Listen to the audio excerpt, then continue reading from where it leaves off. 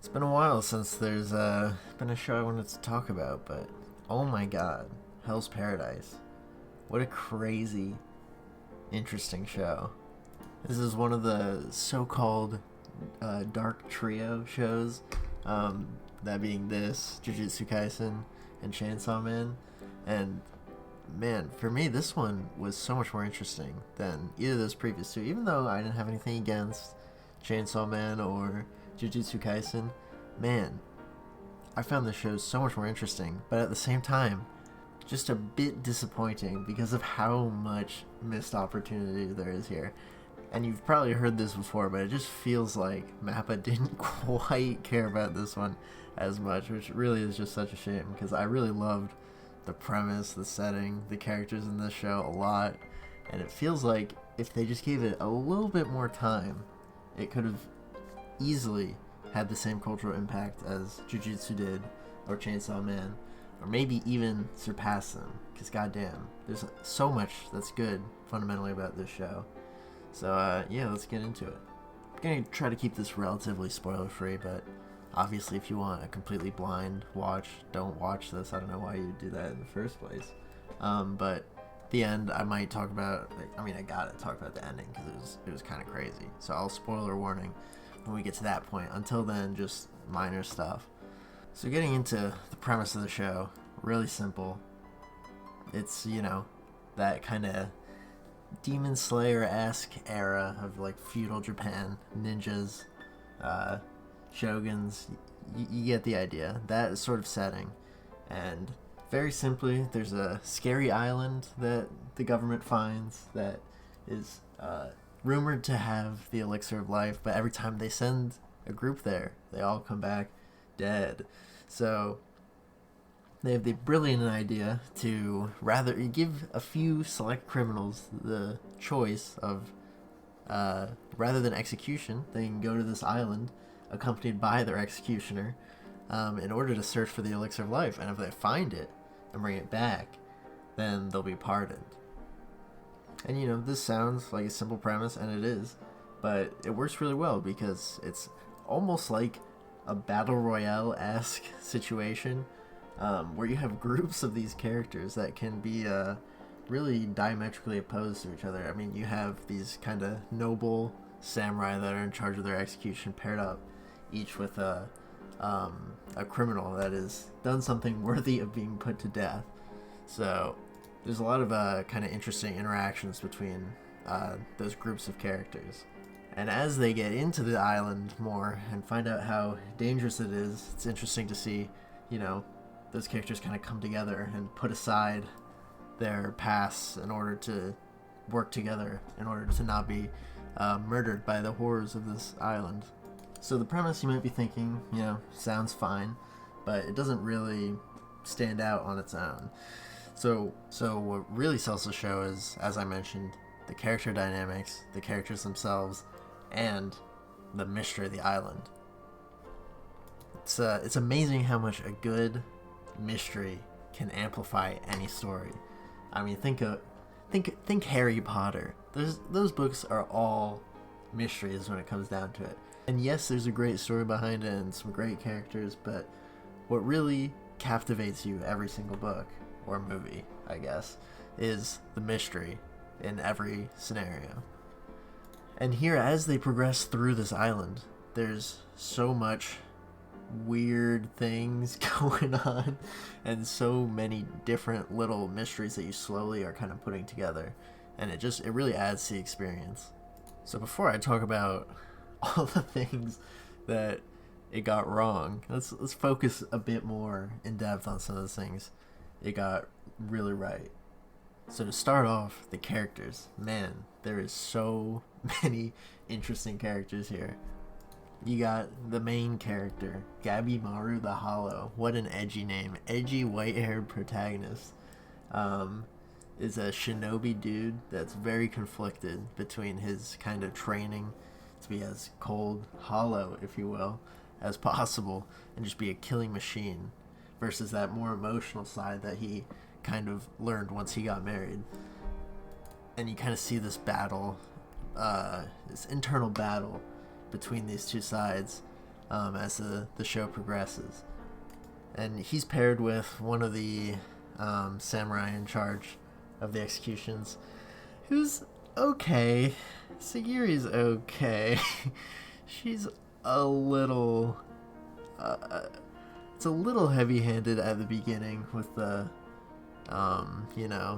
everyone telling her she can't do anything because she's a woman, but she does it anyway because she's strong. But, I don't know, she's a nice foil to Gabimaru, and she allows him to kind of develop in his internal struggle, so she's not horrible. But a lot of the other side characters are really sick. The Bandit King dude. Don't totally know a ton about him, but he's just always fun to watch. Definitely Bakugo vibes there. You got the Kunoichi girl. Another criminal that is kind of teamed up with Gabimaru, but you never quite know what she's thinking. It always kind of feels like she could turn on him at any moment. Because, I mean, at the end of the day, they're all in it for their own survival, and that's clearly her number one priority, but she's a lot of fun to watch. You got the blind samurai dude who ends up kind of becoming a mentor, teacher. He's literally a teacher, but it kind of becomes a mentor for one of the criminals that doesn't really deserve to be there as much as some of the other criminals do. But generally, I would say every pair of criminal and samurai dude that live past the first 3 episodes kind of have a really interesting dynamic. There's something interesting. There's no character where I'm just like, oh my god, this fucking dude. Like, we're focusing on him. Every little group has an interesting dynamic between the two that are paired up and individually. They're both pretty interesting. Moving along from the characters a bit, the setting of the island is really sick, and there are some genuinely very disturbing things that are going on. I think, honestly, I was it wasn't even close, really. I was way more creeped out at a few different points than I ever remember being in Jujutsu or Chainsaw Man. Those shows definitely have their dark moments, but there wasn't anything that was genuinely as creepy as some of the stuff going on in Hell's Paradise. Just some of the crazy dysmorphing of the bodies that you see early on from the people that come back that they show, that come back dead.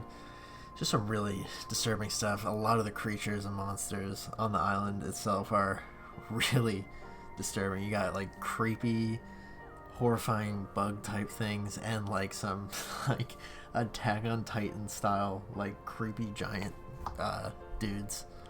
I don't know. I think visually, I think I've seen some people say it was a bit derivative, and maybe, but I think the way it all comes together ends up being really interesting here.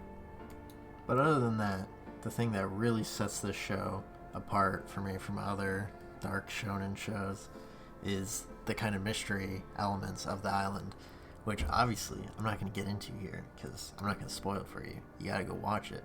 But like I said, a good mystery can amplify something a lot, and learning all these bits and pieces of this mysterious island was really entertaining. So with all that being said, where does it all go wrong? Well, I think the thing that's most obvious, and that's been talked about the most, is that a lot of the visuals just aren't quite there. And I wasn't a fan of a lot of the visuals in Chainsaw Man, especially some of the heavy CGI shit, but there's a lot in Jujutsu Kaisen that looks really good, and it here is not quite there. There are definitely a few great fights in this show, but I feel like the first fight that really stuck out and looked good to me was episode 9. It took that long to get something that was really oh, this is a cool fight, and it still didn't. It's not exactly a fight that I'm gonna remember in 5 years like I might the kind of opening fight in Jujutsu Kaisen. That opening fight, literally the first episode, between Goju and the whatever demon takes control of Itadori, I don't remember his name. That looks sick, and there's just nothing like that in this show for so long. A lot of the early fights are just really generic looking and basic. I will say the one time when things look good early, anytime Gabimaru uses his fire shit, that always looks sick. But nothing too insane. But whatever. I know a lot of people talk about this, but this didn't bother me too much. I didn't feel like I was bored visually too much, and there are some fights that feel like a decent payoff towards the end. So while I definitely agree that the fights weren't anything crazy, I thought they were okay, and I still generally enjoyed them. But I think the actual complaint that I have that's more significant is, oh my god, the pacing in this show is not there sometimes. The amount of exposition that is slammed into some spots it's insane. There are sometimes when you just do not have enough time to process all the information that is going on. And if you want a super clear example of this, just watch the first episode. It is insane how much is happening just explanation wise between him and Sagiri when they first meet. It's a lot to process. Like, genuinely, I watch a lot of shows. I feel like I can generally follow things perfectly fine. There's just so much that they're talking about, and you literally just met these people. You've not seen anything about who they are, and you're going back and forth between different versions of these people's background as they figure each other out, which is fine, but it's just slow down a little bit. Maybe show me something to help understand. And they do a bit. It's not horrible, but it's just a lot of information that is happening in a very short amount of time.